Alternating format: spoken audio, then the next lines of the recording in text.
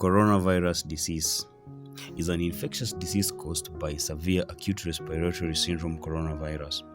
The disease was first identified in December 2019 in Wuhan, the capital of China's Hubei province, and has since spread globally, resulting in the ongoing 2019-2020 coronavirus pandemic. The first confirmed case of what was then an unknown coronavirus was traced back to November 2019 in Hubei.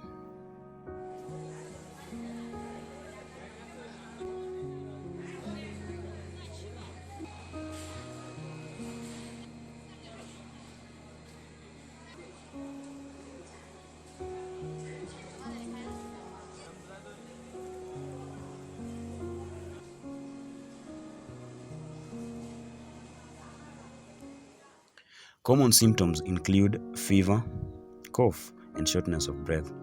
Other symptoms may include fatigue, muscle pain, diarrhea, sore throat, loss of smell, and abdominal pains. The time from exposure to onset of symptoms is typically around 5 days but may range from 2 to 14 days. While the majority of cases result in mild symptoms, some progress to viral pneumonia and multi-organ failure.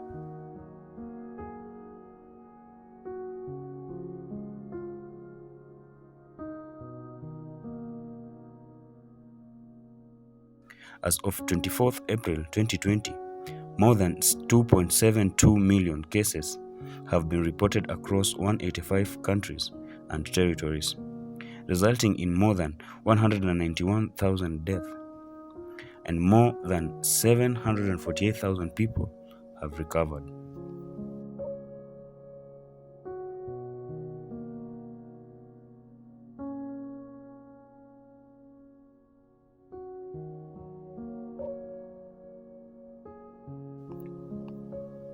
The virus is primarily spread between people during close contact, often via small droplets produced by coughing, sneezing, or choking.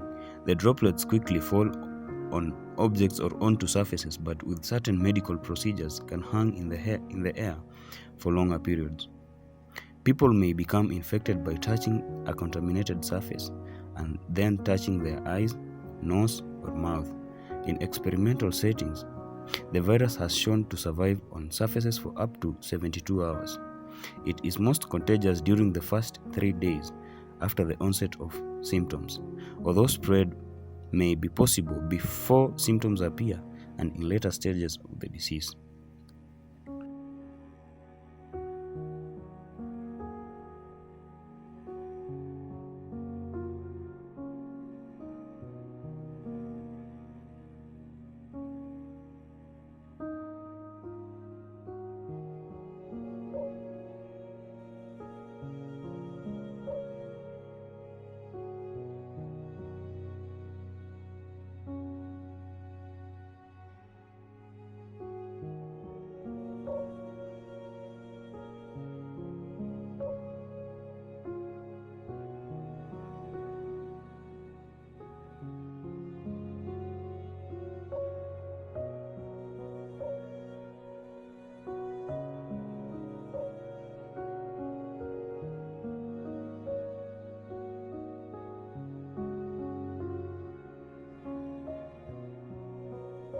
Of whether.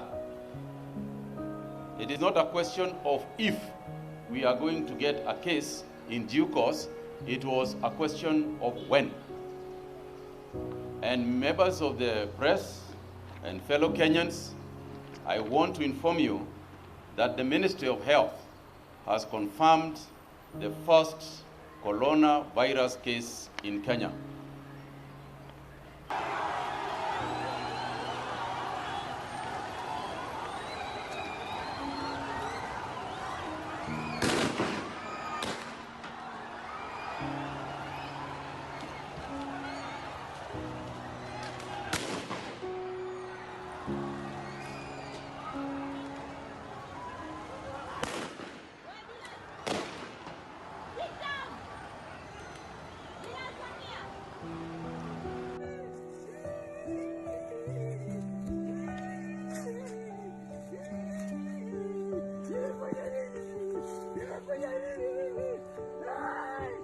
On the 13th of March, the year 2020, Kenya announced its first coronavirus case, with all the contact cases traced and taken care of. Kenya felt a little safe. Kenyans were advised to observe all the hygienic measures in order to ensure they keep safe. Every shop and any other place that involved large numbers of people was told to put up facilities for hand washing.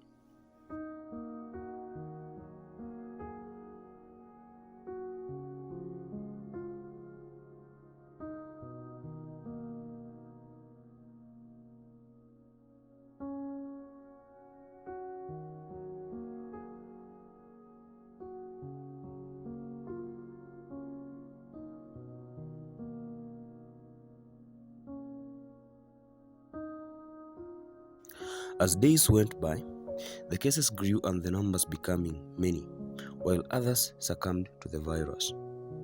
The President of Kenya, Uhuru Kenyatta, was forced to announce countrywide curfew, which would run from dusk to dawn, effective from 26th of March, the year 2020. Today, I'm also saddened to announce that we have lost an additional 2 patients who were tested positive to the disease. Friday, 27th March 2020, there will be a daily curfew from 7 p.m. to 5 a.m. in the morning. And this shall be in effect in the territory of the Republic of Kenya, with all movement by persons not authorized to do so, or not being medical professionals, health workers, critical and essential service providers, being prohibited between these hours. Government offices, businesses, and companies are encouraged to allow employees to work from home. The first point is that the children are at home and they are safe.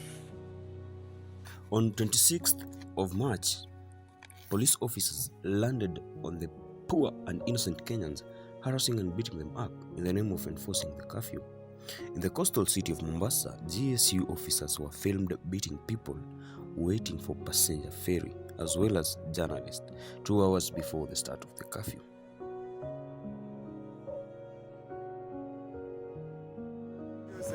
Yo, this is Kibira. Hatuendi. Hatuendi. Bila tiagas hatuendi. This is Kibira bwana. Hatuendi.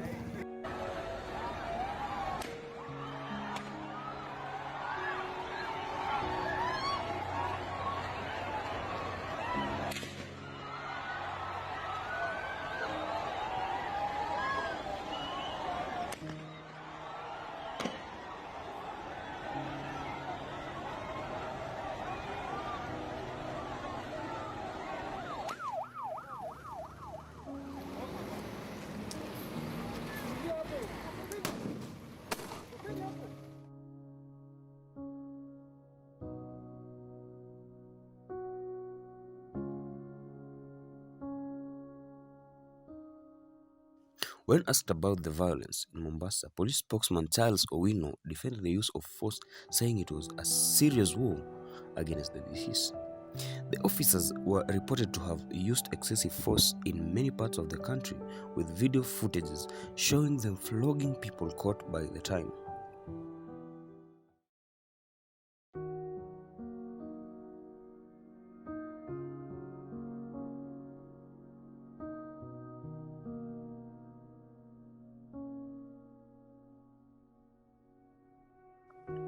In other parts, the victim who faced their rage were left dead.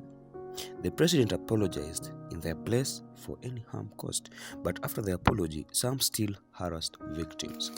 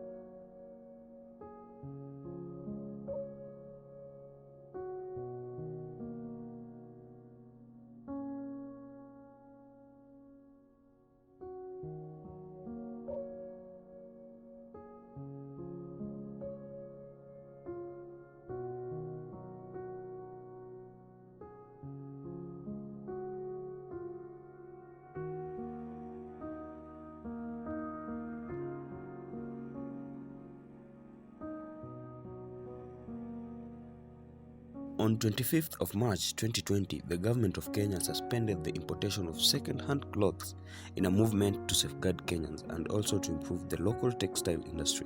The government ordered all bars to remain closed, and restaurants that are open are only to facilitate takeaway services to their customers. The public sector was also hit, with matatus being ordered to cut occupants by 40% and to provide sanitizers to the customers. The matatu operators were also instructed not to increase their fares.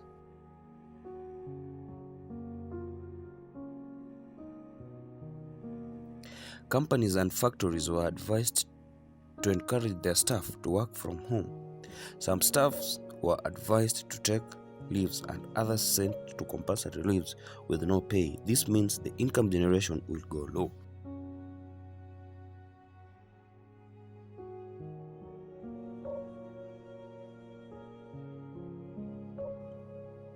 Kenyans are still being urged to maintain social distance, put on masks while visiting social places, wash hands at all times, and if possible, stay at home.